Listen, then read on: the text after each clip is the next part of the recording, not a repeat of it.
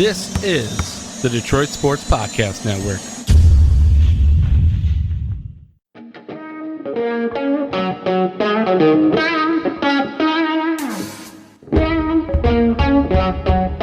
The biggest icon in podcasting.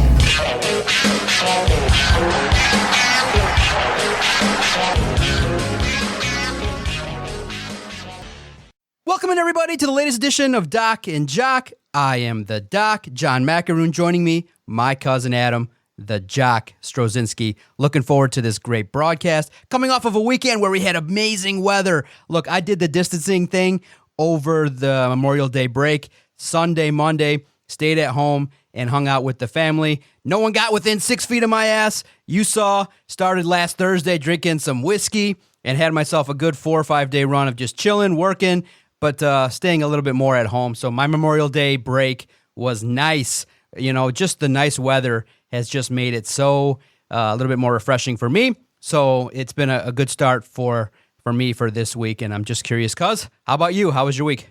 It was good, man. So you wait, hold on. You're not really a bourbon drinker, and from what I understand, you got into the bourbon last Thursday, and it seems like you forgot who you are. So how was your experience with the bourbon? Well, everyone's been talking about it. So the last couple months, I've been trying different whiskeys and different bourbons and things like that. Nothing that I've really taken to because, you know, for the most part, I guess the good stuff puts hair on your chest. And for me, there's not enough ice in the world that doesn't make my throat hurt. So the number one thing that I guess, you know, what you would say is the inexperienced whiskey drinkers need to figure out is kind of something smooth that just kind of gets you into the game a little bit. And so people had recommended to me, and I said, is there anything out there that just isn't going to just destroy my throat and just make me cough? Because it just hit me and burned, and I got to talk. So anything that's going to hurt my voice, it's going to hurt the podcast, it's going to hurt me in the practice. So I can't have anything that's going to just destroy my throat. And someone said, you know what? You look like a candidate for Buffalo Trace. They said, get that, get yourself a pint, some ice, and you'll like that. So I poured my first glass, and that shit went down smooth. And I was like, I could go for this. So one glass went to two went to three, and it was a good buzz on a Thursday at 4 o'clock. And I was like, yeah, I can go with this. So I'm sticking with the Buffalo Trace. People have kind of told me to move up a little bit, but everything else just seems like higher proof and just is going to burn the shit out of my throat. So I'm sticking with Buffalo Trace, man. That shit's good. I don't like it neat. I like it with heavy ice. It goes down smooth, a little bit watered down, and it goes down, lets you do what it's supposed to do, a sipping drink that you can relax when it's a nice hot day. So I'm into that, and that's what I'm going to do. And I've enjoyed it. What about you? I know you said you're down for the whiskey, except I think you're at a much higher pace, whereas you can tackle pints in a sitting. Yeah. So I've had the Buffalo Trace before, and it's not for me. I don't really care for it too much. I've been drinking quite a bit of Bullet. So either Bullet Rye or just regular Bullet Bourbon. Yep. And I usually will mix that with a little bit of Verner's or ginger ale. You got it. And it is so nice. But it's also great to do shots with or to just drink it on ice like you like it. But look, I love bourbons. I love a good bourbon, generally on the rocks like you. And it's nice to just kind of sit back and sip. You know, with quarantine going on, I probably have done more drinking in the last, 2, 3, 4 weeks than I did most of last year. So quarantine hopefully will be coming to a close soon because I can't handle any more booze. That's classic. And that's for the snobs, right? Bullet, B-U-L-E-I-T, right? Because that's what Logan recommended to me. I'm like, wait a minute. Is that right? B-U-L-E-I-T. Yep, that's correct. It's good stuff, man. You should try it. That's Logan's favorite, too. He really likes it. That's the one he recommended to me when I texted him when he saw the photo. So maybe I'll try it. How would you describe it? Just a little stiff? What does it do for you? Why you like it? I think it's nice and smooth. It's not too harsh. Like you said, sometimes whiskeys will go down and they'll burn the back of your throat, and you're just like, oh my God, what am I doing here? It's not like that at all. It's nice and smooth. It kind of has a little bit of a mellow flavor to it. It is. I want to say it's a strong bourbon, but it's not overpowering. And I don't know if I'm doing it any justice by describing it this way. But you can either take it neat, you can take it on the rocks, or you can mix it with something, and it's going to pair nicely with all those things. Nice. Well, lots to talk about. Before we get into the heart of the podcast, look, man, I don't want to be disappointed in a local legend, but I'm disappointed in a local legend.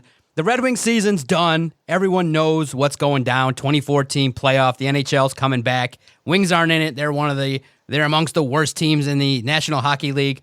But earlier on Wednesday, Steve Yzerman comes out and he tells the media, what's this talk I hear about potentially Jeff Blashill being let go? It's not happening. I expect him to come back. And I was just like, I feel like Detroit needed a good firing. And look, it's not really Jeff Blashill's fault. He was saddled with a bad roster for the last 5 years, but he's coming back. And it just kind of took the wind out of my sails. I'm like, you know what? I want the general manager to come in like, hey, guns a-blazing, you didn't win, and even though it's not really your fault, we're looking to upgrade. And I think that this opportunity now, just the pandemic, I think, probably put a couple more $1 million in Jeff Blashill's bank account. I really think the pandemic saved his job. There's no merit to keep Jeff Blashill. And so Steve Yzerman, one of the rare times ever that he disappointed me. I really thought that the first move he would make post, when the season was going to end would be to blow out Jeff Blashill, and he just didn't do it. I'm shocked. And so I know absolutely we're going to talk a little bit about the NHL and actually their wacky lotto system and how this is all going to play out. But just in general, do you think Steve Yzerman is making the right call bringing back Jeff Blashill? When the news broke, I really felt like this organization blew an opportunity, and I really feel like that's going to be the theme of this podcast. Blowing opportunities. Because you had the chance to hit the reset button and hit the reset button hard. And you could have did it by blowing out Jeff Blashill. I don't think Jeff Blashill's a horrible coach. I just think he's one of those guys who kind of has been caught up in the mix of this team trying to rebuild. And I think he's done it now under two different visions, whether it be Ken Holland's vision of trying to get as much as you can get out of the older veteran players, and Steve Yzerman's vision where he's trying to work in younger guys and trying to win, but at a much slower pace because he realizes what he has to do, and he realized how the cupboard was left by Ken Holland. I felt like this was a chance for this organization to really take a step back, let everything play out with the lotto system and what's going to happen with what's coming up after the 24-team playoff. And it feels kind of weird to refer to it as that. And if it's okay with you, I think we kind of get into it after this. I think it sets up for a perfect segue to get into it. But I really felt like this team could have kind of took a couple steps back, reset, and really looked at the lay of the land and really adjusted how they wanted to go forward. Instead, you're bringing Jeff Blashill back, and that kind of feels like a little bit of the same old same when you could have went out and you could have got somebody different. Gerard Gallant's been a guy who's been talked about quite a bit, did a lot of very nice things with the Vegas Knights, their first season. He feels like he's a guy who has a little bit of a tenure underneath his belt, and on top of that, he has roots here with the Detroit organization as well as with Steve Yzerman, and it really felt like that could have been the move to kind of get this team kind of geared in the right direction. I don't think either one of us believe that this organization's ready to win right now, but I think you and I both believe that you could really hit the reset button, recharge everything, get a new interest going, and kind of get a new vibe and a new feel for what this team's going to be. Instead, it kind of feels like you're plodding along with some of the same old same.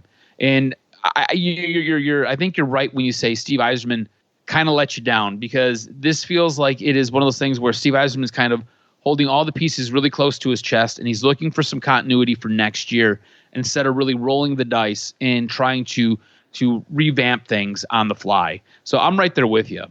Absolutely. It's like I'm not finding a whole heck of a lot that Jeff Blashill does really well, other than the fact that you can make the argument that the roster wasn't good enough and no coach could have taken what was there and done a lot with it. But you still can, be critical of Jeff Blashill in that the defense really never got really took a foothold in the National Hockey League. A lot of the same mistakes they would make in the zone, a lot of the same kind of small mistakes that you see on the ice. The team never got better. And then it just never seemed like the players that you thought would advance or kind of move through the system really kind of regressed. Dylan Larkin, Mantha, they're not taking the steps needed at least at the pace that we would expect. And I just think that a different coach, a different voice in the room might have been the remedy for the Red Wings. Look, it's the worst team in the National Hockey League, and they got basically relegated. How bad can you be when 24 teams are making the postseason per se, and you're not one of them? I just think that's code for your ass should be out. And it's just unfortunate that, like I said, I just think it has to do with the fact that there's a pandemic. It's going to be tough to find a coach, and because of the fact that everything would be like, how do you bring him in with an interview? How is everything going to go? So this is going to work out in Jeff Blashill's favor. He'll get one more year, and he's got it's just basically a make or break season for him. He's got. Well, that was the thing when that was the thing when Jeff Blashill was brought up. That was the thing that was so key about him. He was supposed to be a guy who's really good at developing players. And if you look at a guy like Anthony Mantha, I don't really think Anthony Mantha has developed a whole ton. I don't think Andreas Athanasiou has developed a whole ton. You talked about the defense absolutely crippling this team throughout the last couple of years. The defense hasn't gotten much better. A lot of these guys haven't taken that step forward. Dylan Larkin, if you ask me, Dylan Larkin is on this roster, and Dylan Larkin starts because they need a guy. Dylan Larkin's good. If you ask me, Dylan Larkin is not fantastic by any means. Dylan Larkin has a long way to go. Dylan Larkin does a lot of things that make me scratch my head and make me question why. A lot of his play, I'm kind of baffled by. And I get he's a young kid and he's kind of come along rather quickly, I suppose. But still, when I watch him play, he just doesn't. He's not the best player on the ice. In the way that this organization trumpets him, it's like he's the best player on the ice, and he's not. He could probably use a better heavy hand to kind of come in and guide him and help him establish a little bit more of what he needs to do. Either that or maybe time spent in the minors. I don't know. He might have been brought up a little bit too soon by not ever having to go through the minor league system. You know what I'm saying?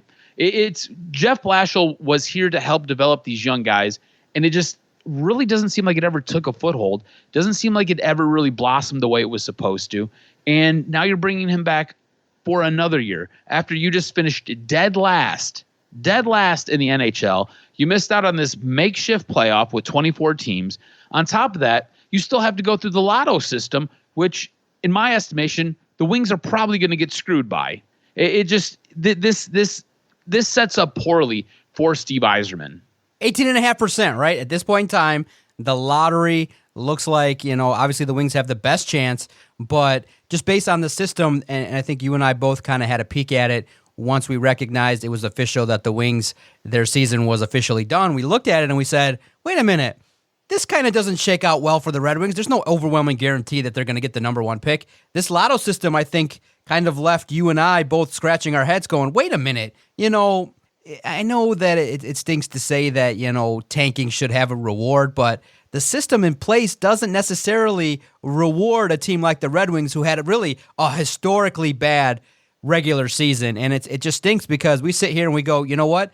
This would really turn around the fortune of a franchise that really struggled the last couple years, getting the number one pick, getting a really, from what everyone's saying, a player that has the high caliber to come in right away and maybe do some things. So I just think that you and I both feel like, hey, man, it's an opportunity for the Wings potentially to secure a number one pick, but the Lotto system basically could screw the Detroit Red Wings. Excuse me. Yeah, this really seems like the way this is all set up, the Red Wings get totally hurt by this Lotto system. They finished with the worst record in the league. Ottawa is in actually kind of a prime spot here, having the number 2 and the number 3 best odds because they've got San Jose's pick. I could totally see Ottawa getting the first overall pick and the Red Wings picking probably 4th. I think you're guaranteed to finish no less than 3rd from where you started, if I remember correctly. But the way all this kind of sets up with the way that Gary Bettman has put this all together, there are too many moving pieces, or at least in my estimation, there are too many moving pieces with what's going on. So you have your bottom 7 teams who are going into this Lotto system, right? And then all the teams that kind of play their round robin. So you have the other, the other 24 teams. From there, that'll get pared down to 18. So then you have this mass of 8 other teams So you have 8 other teams that will basically get filtered out. And those teams then have a chance at getting that first overall pick because they get lumped in with the other 7 teams. It just, there's too much going on and too many moving pieces. And the way that this has been set up, it just strikes me as when everything is said and done and the ping pong balls come out, the Detroit Red Wings will not be sitting at number 1. They'll probably be sitting at number 3 or number 4. And they'll be looking up, scratching their heads like, well, this sucks. And we got to make the best out of this, because here's the thing. Going into this draft, there is one player who is generational, or they say he's generational. There's one guy who looks like he can really light it up right off rip. And that's what the Red Wings need right now. And when everything is said and done, I don't believe that they're going to have that guy. They're going to get that player, which really sucks if you're a Detroit Red Wings fan and really sucks for this Red Wings organization, especially finishing dead last in the league, like dead last. Like there's a chance that a team, you have how many points do the Wings have this year? Wings have 39 points. There is a possibility that a team who has anywhere from 60 to 70 to almost 80 points could finish and get the first overall draft pick. So you have a team that has roughly 40 points going into this, and a team who has almost 30 points more than them could do better. It's so damn frustrating if you're a Wings fan. There's just so much at chance here, and like you only have the 18.5% chance, and that's the best you can get. But man, it really feels like the Wings could use a little bit more to try to get that first overall pick here. Thumbs up or thumbs down on what the NHL is doing with the way this playoff system is going with the teams basically that were in line to be good seeds, to have some buys and have an opportunity to have some teams that are ranked like 20 through 24th have an opportunity to play their way into the original 16-team NHL playoff format. You like this? So everything with the Lotto excluded, right? Because I don't like the fact that the teams who are going to get eliminated from the round robin tournament have a chance to get in and basically pick in the top 3. I don't like that. But if you exclude that part of it, I like what the NHL is doing.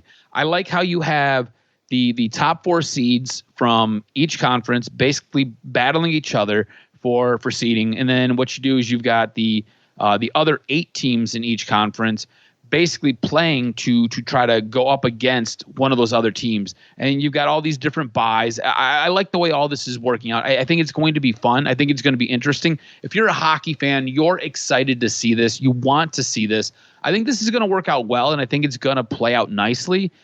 Again, I just don't like what it means long-term as far as the draft is concerned. And I've got a lot of questions, and I've got a lot of concerns as far as the Red Wings go with the draft once everything kind of shakes out and we know who are those top 16 teams for the playoff.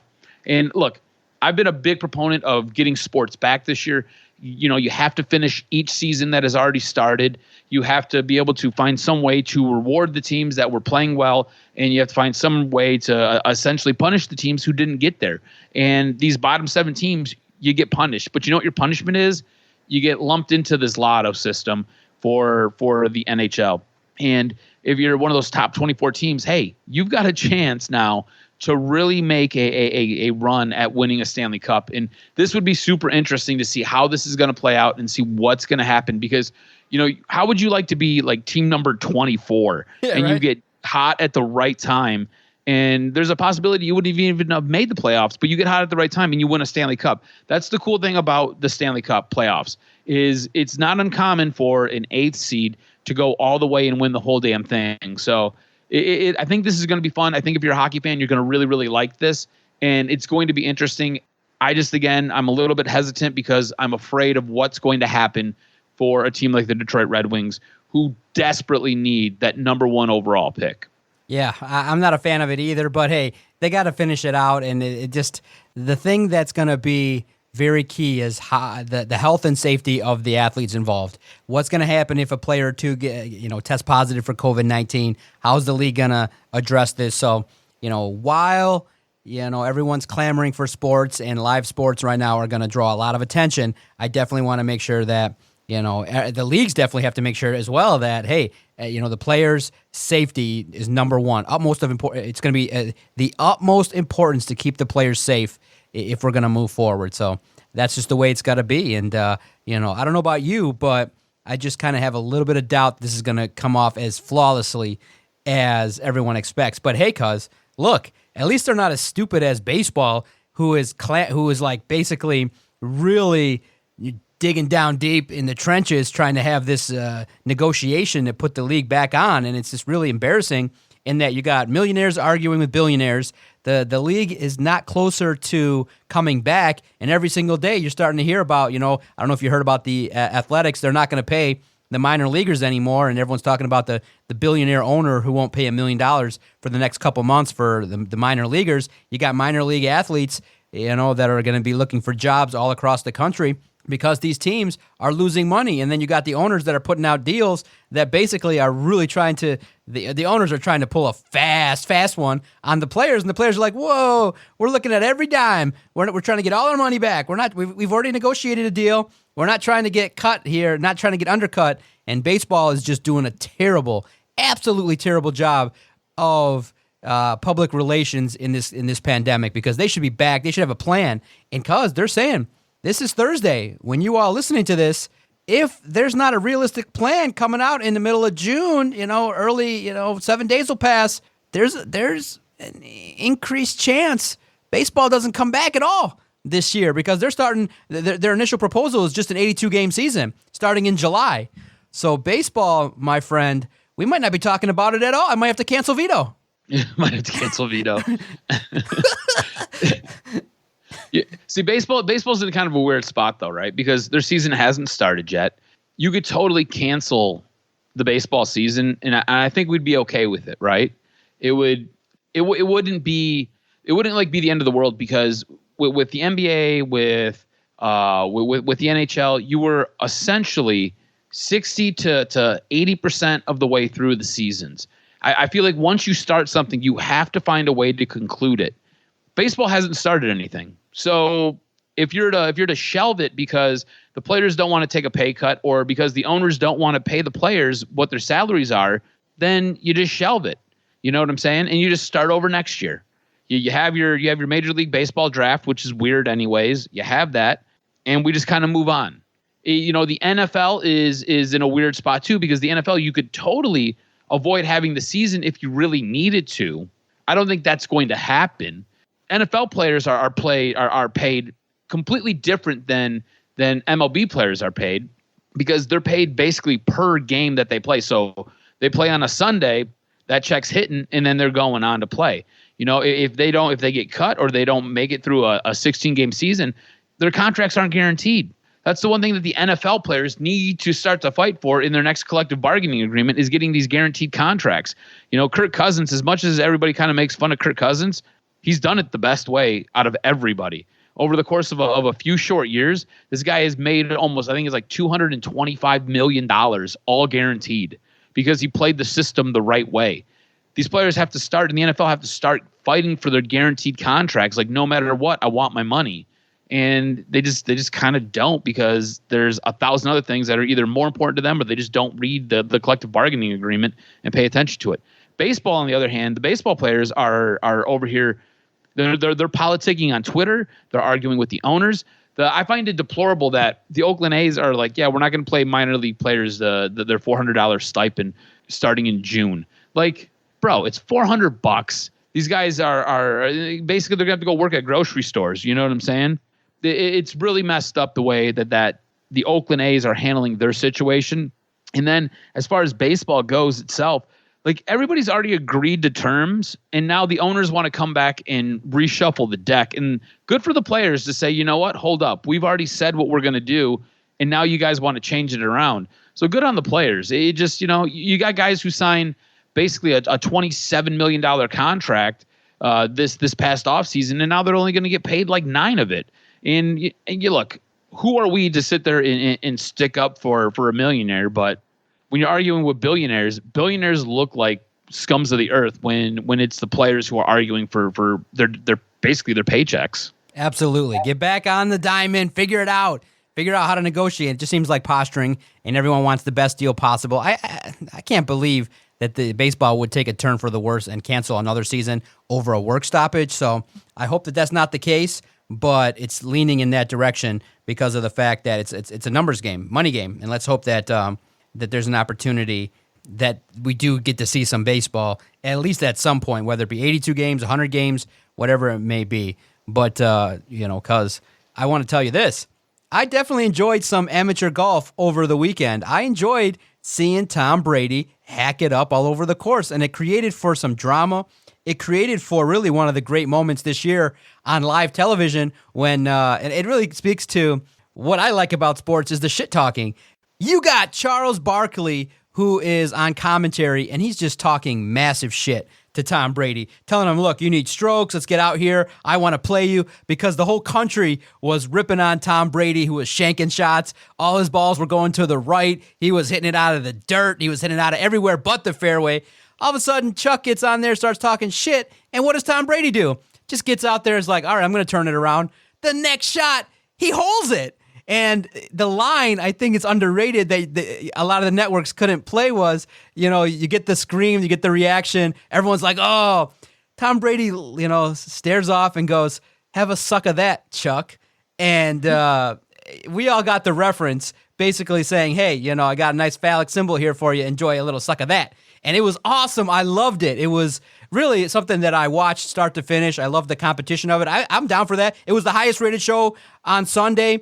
The single highest rated cable television golf program of all time. Around 6 million people enjoyed it, and it was good competition. I'm down for that. Once a month or once every 2 months, stick some pros in baseball, across different sports. Let them play golf with the pros and let them play each other, and we could all laugh. And I think it's something that's interesting that should be looked into further, because it was nice to see Tom Brady look human for a minute. But bottom line, cuz, Tom Brady ain't human. He hold it out, and it was awesome. It was just awesome, start to finish. I was just highly impressed by the whole presentation. It was fun. It was light. It was comedic. A lot of shit talking. And so for me, that's what sports on television has to kind of go towards. A little more entertaining on the entire package, especially if you're trying to catch the attention of all these young cats who are filming themselves on TikTok. You got to get their attention, and you can't get it by just having boring old commentators in the old guard. This is something interesting to tap into. They should. Did you watch any of the four players? Who was it? It was Dustin Johnson, Rory McIlroy, Ricky Fowler, and then Will something or another. Anyways, the four of them played, and I don't know if you watched any of that, but as I was watching that a couple weeks ago, I was like, this is what we need in sports, because you got to see the personable side of these guys. It was basically four guys going out and golfing against each other, just having a good time. It was their skins game, and it was so uplifting to watch, just guys going out there being guys and just hitting the ball and just having a good time, calling each other out, going back and forth. It was just like there's something to be said about just being a dude and hanging out with your buddies. And that's, like you said, that's kind of what you need to tap into here. You got that with Tom Brady. You got that ultra competitive guy who was getting called out by Charles Barkley. And he basically turned around and was like, you know what? Suck on this, Charles. Because that's something you would say to your buddies. Yeah, exactly. You know what I'm saying? Have a nice suck, Chuck. That was the best line of the day. It was great. And it was great because it was literally right after Chuck was doing it. So that was just the perfect response to hold it out. It was magical. It was great theater. Then to see him split his pants. It was just good to see Tom Brady be human, and it was just awesome. I just loved every minute of it.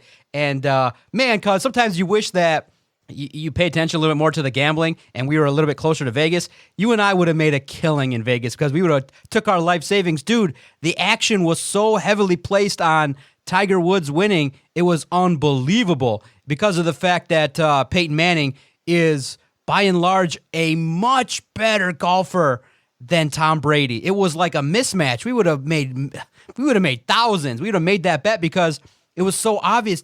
Peyton Manning is just leaps and bounds better than Tom Brady. And the action, bro, they were saying the action was bet heavy to, on Tiger Woods to win it all. And it was like, oh man, you hate to miss opportunities like that. But in the end, gambling aside and our own personal financial situation aside, it was great entertainment, and that's what we're looking for all across the world of sports. It's great entertainment because it's not great the Detroit Pistons and their situation. I think you and I are looking at what's going on over there in Detroit and wondering, now you decide to get a general manager?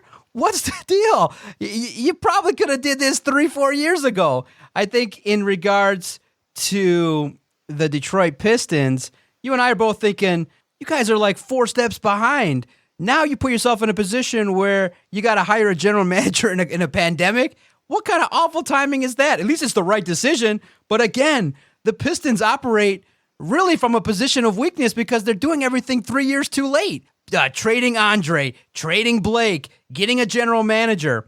I don't get it, but in outside of our disdain for their decision making, look, man, there's an opportunity for the Pistons to get someone good, whether it be Tayshaun Prince, whether it be Chauncey Billups. The Pistons, I think, are in a good position to get somebody that can come in and actually evaluate the roster and do some things. For me, it'll be a fascinating look at who they hire. But for me, the front runner's got to be Chauncey. Well, go bring in Chauncey and bring him into the organization. Let's see what he can do. Like I told you earlier, I feel like this podcast should just be deemed missed opportunities because the Pistons are going into this now at the tail end of this pandemic when the league is getting ready to restart. There's a governor's meeting that's taking place on Friday, and the NBA is going to discuss their plans to restart the season. And now the Pistons are like, oh, we've got to go out. We've got to get a general manager. Whereas you could have did it like the Bulls did it and did it way early in this whole ordeal with the pandemic when everything was shut down. Or like you said, you could have did it 3 years earlier. I think the way the Pistons have operated has put this team behind the 8 ball. Now, all that being said, I think the Pistons as an organization looking for a general manager might be in a good spot as far as what they have to offer. What would make this enticing for a general manager, right? You have some salary cap space. You've got rid of Andre Drummond. You've got your draft picks because if you remember a couple years ago, they didn't have any draft picks. They didn't have any first-round draft picks. They've got all their draft picks this year. They're not a team that has done very well, so they'll be drafting pretty high in this draft. As well as you've got Blake Griffin's contract coming off the books in about 2 years, and you don't have Reggie anymore.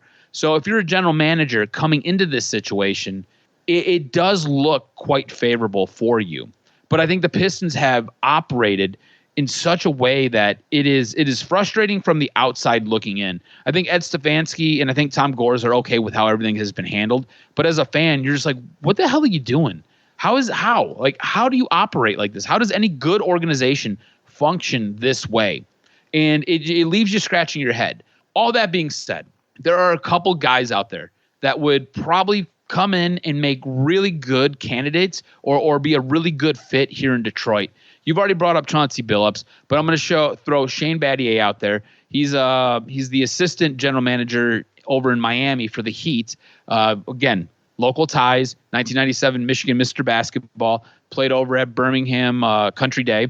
And you also have Brent Barry, who's another guy. He's the San Antonio Spurs vice president of basketball operations.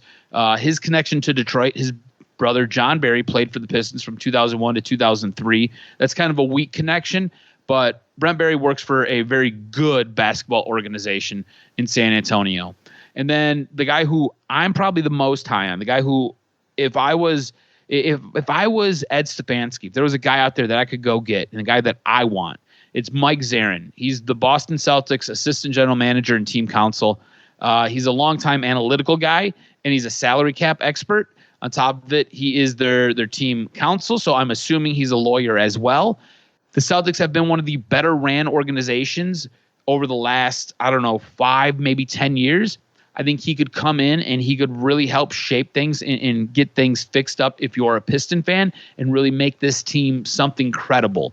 All that being said, I think the way the Pistons have gone about this is absolutely stupid. I think the way they've done it is just it's kind of mind blowing and frustrating all at the same point because it's like, what the hell are you doing? Why wouldn't you go get a general manager 3 years ago? Let him try to make his own bed. Instead, you've come out, you've basically made a bed for him to step into. I really think Ed Stefanski wants to be the guy in charge here and kind of pulling the strings. So don't be surprised if they end up with a general manager who has little to no experience. So Ed Stefanski can really help shape and mold them how he wants them to be shaped and molded. Yeah, absolutely. I think that at least we're starting to see a direction. Might not be the right one, but it's a direction nonetheless. So good for the Pistons. Let's hope that the hire is correct, and at least we can kind of move away from all the Isaiah Thomas talk, because this pandemic has put Isaiah Thomas in the forefront of conversation for being dismissed and raked over the coals by Michael Jordan. So we can finally talk some Piston basketball. It was good to give them a segment at least. They've earned a segment on Doc and Jock. It's about damn time. So hopefully they make the right hire. All right, last topic before we get out of here.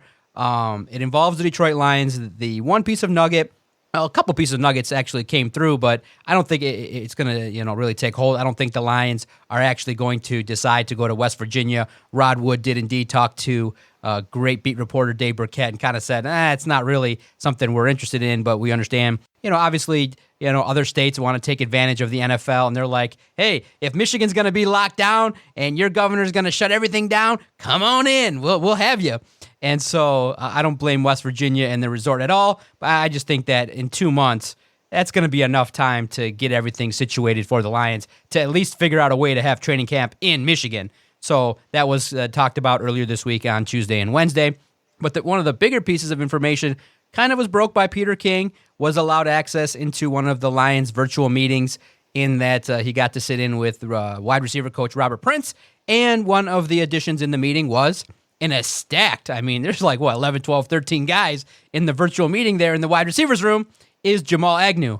And everyone's like, whoa, because they read into the nugget of information that it said in Peter King's Monday report, it was, converted cornerback Jamal Agnew. So everyone kind of gravitated toward that. And it's been pretty much confirmed that Jamal Agnew has been changed from a cornerback special teams guy, mostly now, to potentially having an opportunity to play wide receiver. And I get it totally. This is a guy that can make plays, got speed, and they probably were feeling like this guy was on the bubble to make the roster, because they've added so many more pieces on special teams that they want to give him a chance to compete.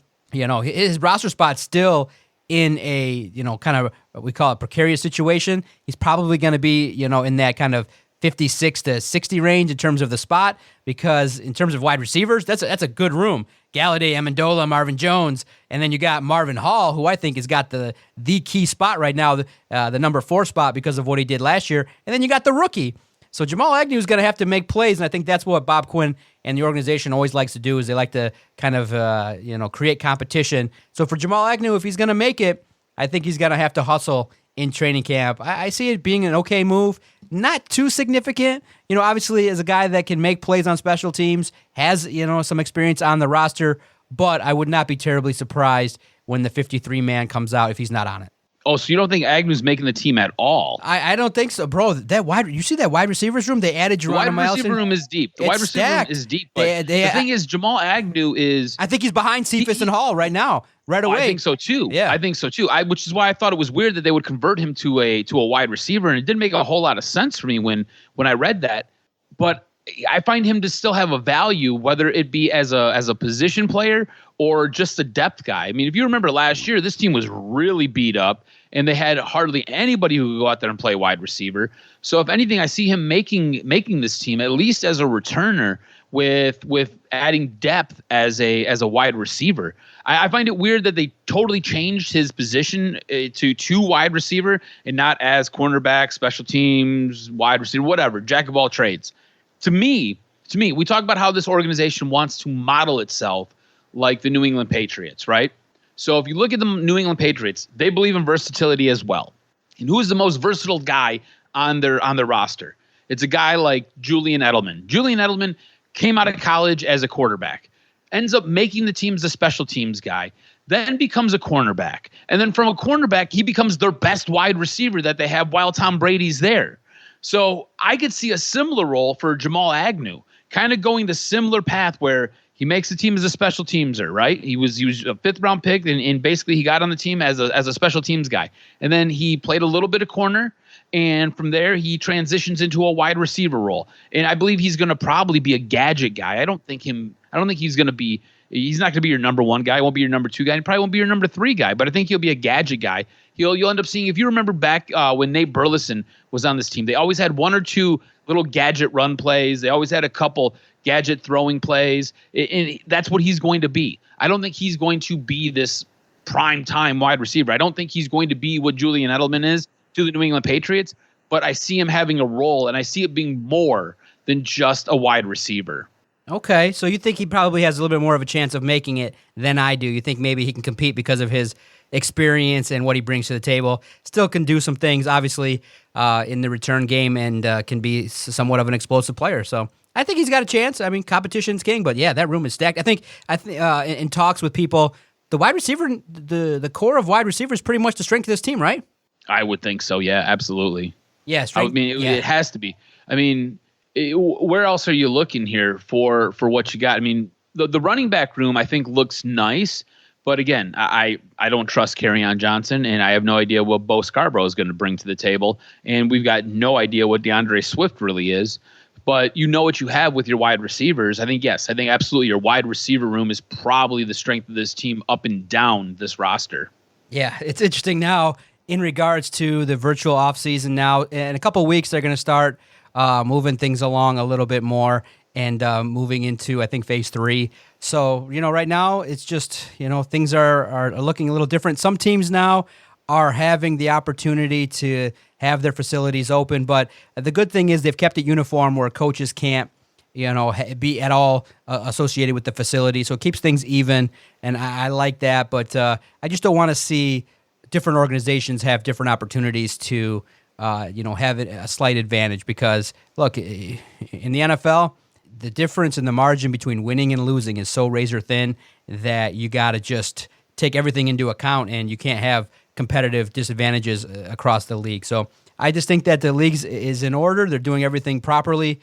The one thing though, cuz, before we get out of here, I'm loving, and I think you're hearing it, I'm loving the new onside kick rule potentially that they're going to adopt from the XFL and the AAU type stuff, or whatever that was called, the two prior football leagues that took place.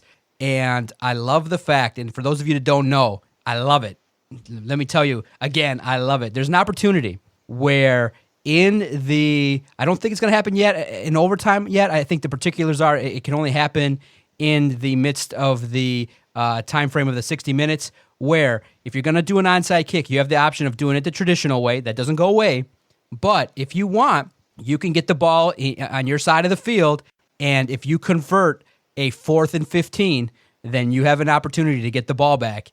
And I think that'll just, if that gets approved and that's done, that'll infuse so much debate, so much intrigue into football. Does your defense, get put on the field in a late situation if you're down 3, if you're the Lions? Do you trust the defense, or do you go for it, but if you don't get it, the opponent gets the ball back like on the 30-yard line, and by all accounts, you're going to lose because the opponent's going to be up and have really an easy opportunity to at least get a field goal.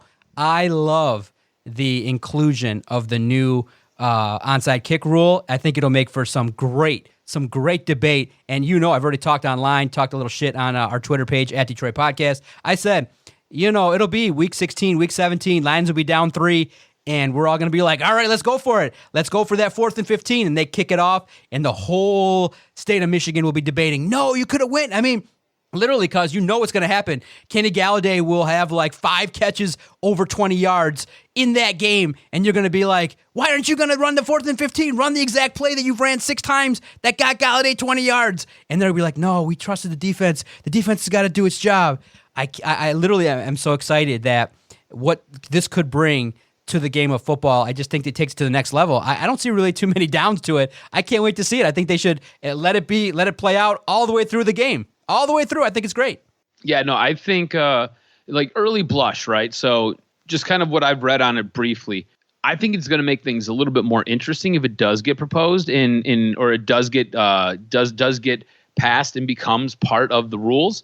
I think it makes things really, really interesting, like you said, where it gives you the opportunity. Like if you have a really good team, let's look at it like this, right? So the New Orleans Saints, a team who regularly picks up big plays. Why would you ever kick? Why would you just, everything's an onside kick, and go with that 4th and 15 and just go pick up 15, 20, 30 yards at a clip? Why not? Why wouldn't you do it? So I think it's interesting, man. I don't know if I love it as much as you love it, But I'm going to be interested to see how this plays out, and I'm curious if it's going to get approved and inserted into the rules here for this coming up season. Nice. Follow Adam on Twitter at AdamRSTROZ. Follow the network at Detroit Podcast. Make sure you listen to Adam's 2 other podcasts. Really enjoying the Throwback on Sundays, where Adam and Brendan Riley are reliving the 2011 Detroit Lions season. These next upcoming episodes might be a little heartbreak. Little teaser there for Adam and Brendan. And they also do a great podcast called The Practice Squad, where we get to learn a little bit more, some TMI about those two fellas. Let me just say that. Tune in, subscribe. All you got to do is go and find the Detroit Sports Podcast, hit that subscribe button, and then the podcast will find you. You don't got to do anything else. Anywhere you enjoy podcasts, once you subscribe, then the podcast content that comes out almost daily will find you. And that's why we've been able to grow and have success over the last 6 years. Thanks so much, cuz. I look forward to next week when we can talk about Detroit sports and everything that's going on surrounding the pandemic. And hopefully, as I maybe move up in the world of bourbon drinking, we can share some stories in regards to how I can toughen up a little bit and maybe try some bourbon neat. I don't know what that's like, but I don't know. I don't know if I can handle it. On the rocks is pretty good in my mind. You can do it. Believe me, you can do it. You can do it. You got to ease your way into it. Ease your way. All right. So for now, Buffalo Trace it is. Cheers, my friend. Love you guys much. Love the audience. Love you, cuz. Let's talk again next week. Take it easy, brother.